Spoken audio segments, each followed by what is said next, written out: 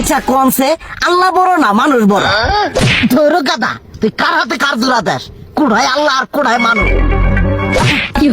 যেটা কবার কইছে ওইটা কন। আল্লাহ বড় না মানুষ বড়? আল্লাহই তো বড়। আল্লাহ বড়, তাহলে আল্লাহর কথা না হইলে মানুষের কথা শুনেন কে?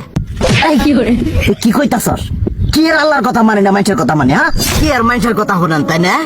আমনে যে ওই দিনকে ডায়াবেটিসের রোগ নিয়ে যে হাসপাতালে গেলেন, ডাক্তার আপনার কত কিছু খাবার না করলো, সব কিছু না খাই এখন চলতেছেন, তাহলে আল্লাহ যে আপনারে কইছে যে হারাম খাবার না, সুদ খাবার না, কই আপনি তো কাম কাজ বাদ দিয়ে এলাকার মধ্যে টাকা পয়সা না গায়ে খালি ওইলে দিয়েই খান, নিজেরা টিয়াও হালাল ভাবে কামাই করেন না, ওই সুদ তো না কয়টা টিয়া করে লাভ আহে ওইলে দিয়ে দিয়ে চলে না, পেটা বড় বানাইছেন।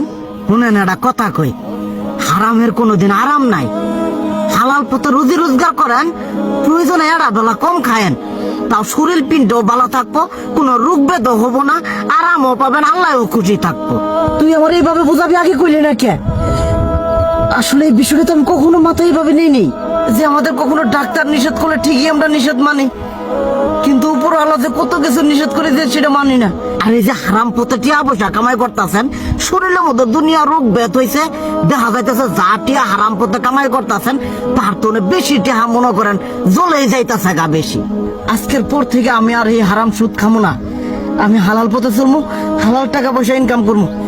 এতে করে যদি একবেলা কমও খাইতে হয় তবুও খামো, তবু আমি আর এই হারাম পথে চলবো না। আচ্ছা ঠিক আছে।